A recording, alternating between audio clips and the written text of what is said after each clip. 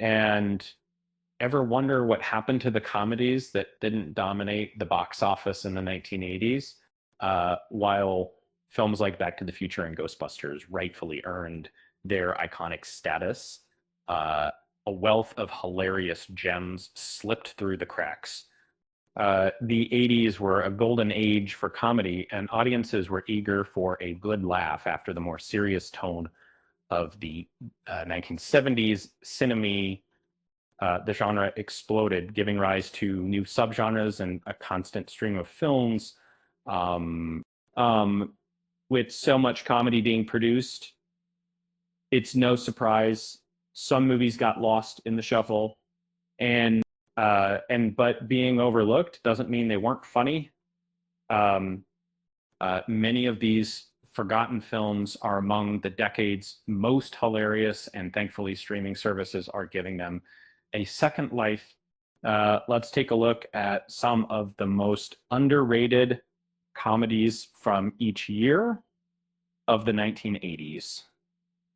Uh, in 1980, Robert Altman's Popeye offered a delightfully quirky take on the classic cartoon.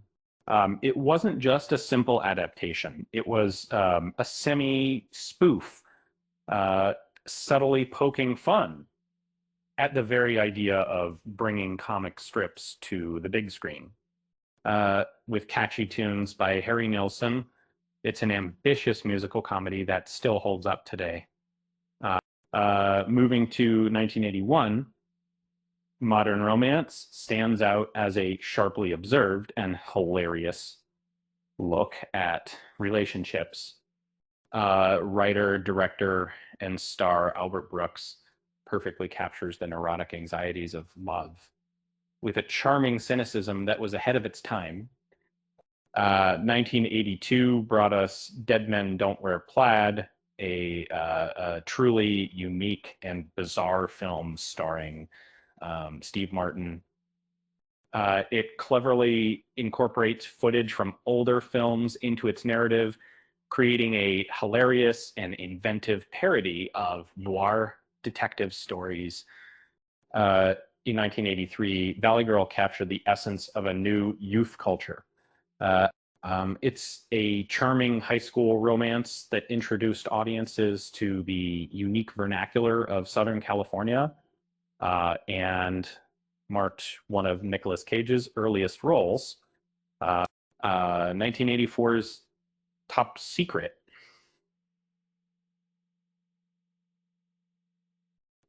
is a frenetic, over-the-top parody of action and musical comedies.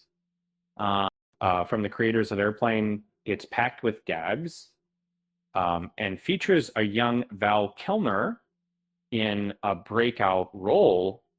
Martin Scorsese stepped outside his usual dramatic fare with 1985's After Hours. This darkly comedic thriller follows an ordinary man's wild night in Soho, escalating from one bizarre situation to another. 1986's Something Wild is a tonal roller coaster, starting as a quirky comedy and veering into darker territory. It's clever. It's a clever spoof of 80s culture and a surprisingly complex film.